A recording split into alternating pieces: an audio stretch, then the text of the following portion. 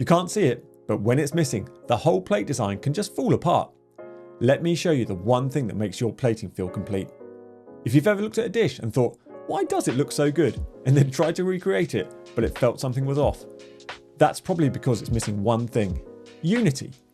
So many people think that plating is just about decoration, that it's the cherry on the top, but great visual chefs, they use plating to tell a story. Unity is what turns that story into something a diner can feel before they've even taken a bite. So in this video, I'm breaking down unity in plating, so you can use it to make your dishes feel more intentional, more beautiful, and way more professional, whether you're cooking at home or on the pass. Unity is the invisible thread that makes your plating feel whole. Like every element was meant to be there, not just because it tastes good, but because it supports the bigger picture. It's not about making everything matched or look perfect. It's about connection, where every shape, colour, texture, and idea on the plate speaks the same theme. You create a dish that feels intentional instead of improvised. And there are two main ways that unity shows up in plating: visual and conceptual. Let's start with this beautiful example from restaurant Chichara in Belgium. It's a dish that includes hare gravy, sancho, beurre noisette, apple and vanilla gravy, beetroot, red onion, and red shiso. Sounds complex, right? But when you look at the plate, it feels balanced, calm, and elegant. Why? Because visually, every element speaks the same language. The warm, earthy tones repeat across the dish, creating harmony. The curved arrangement guides your eye around the plate without effort. And the soft repetition of textures, silky sauces, gently charred edges gives the dish rhythm. You're not just seeing ingredients, you're seeing a composition. And that's what visual unity does. It makes the whole plate feel like a single coherent thought. Now let's take this a step further. Let's talk about meaning. This dish from Cole in London is inspired by the Mexican tortilla. It's a triangle of masa filled with wild mushrooms and nettles, wrapped with British asparagus, served with a quail egg yolk, mole verde, and garlic wildflowers. Every choice here tells a story. Heritage meets seasonality. Mexican tradition woven with British foraging. It's not just clever, it's cohesive.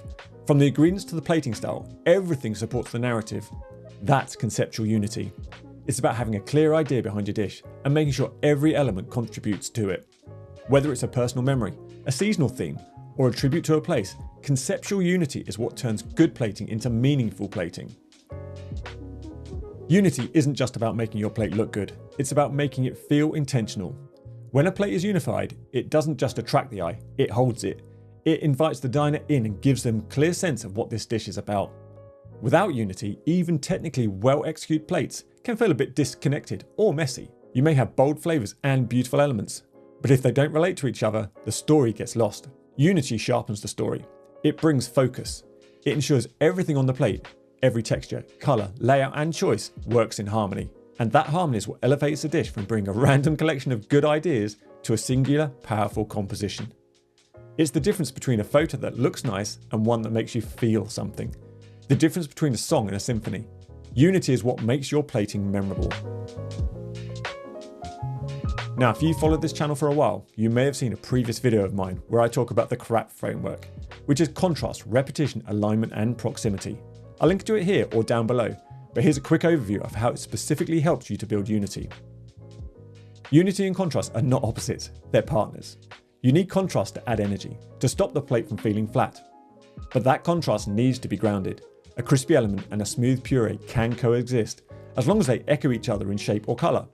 A pop of red is exciting, but if you add a second pop somewhere else, it becomes part of the rhythm.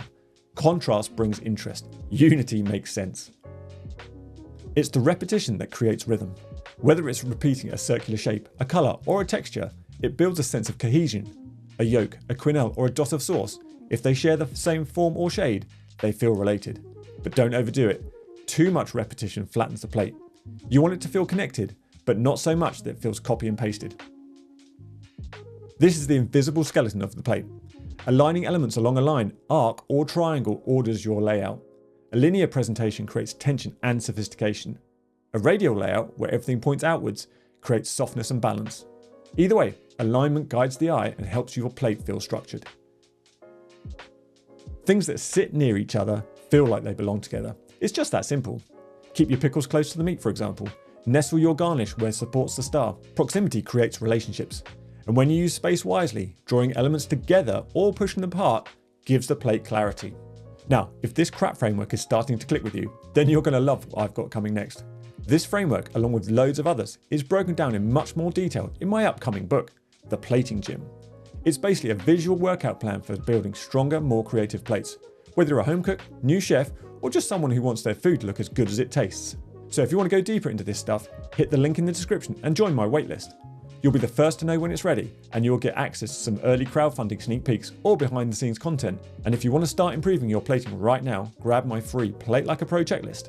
It's a quick, practical tool that you can use before you serve a dish, just to make sure that everything's working together, everything belongs, and there's nothing just for show.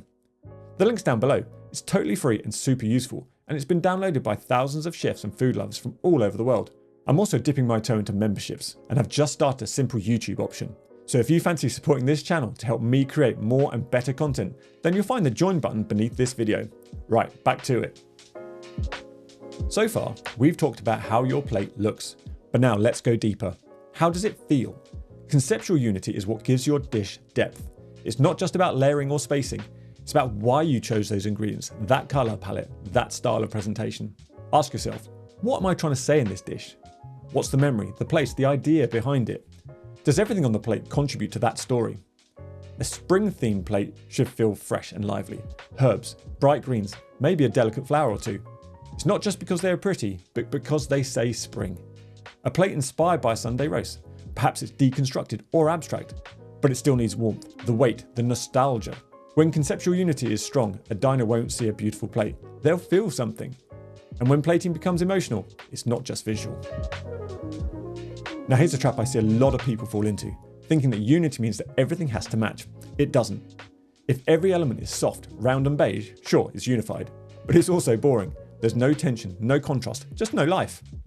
The goal isn't to make every element look the same. The goal is to make them feel like they're part of the same conversation. That might mean a crispy tuile and a soft, silky puree, two very different textures, but visually connected by colour or a line. Or a bright yellow dot echoed in the corner of the plate to create balance. Uniformity is sameness, unity is togetherness. The best plates don't avoid contrast, they manage it. They bring energy and harmony together, and that's what keeps the diner engaged. So how do you know if your plate is truly unified? Well, here's a test I come back to. If I remove an element, would the dish feel incomplete? If yes, perfect. That means it belongs and the element is part of the story.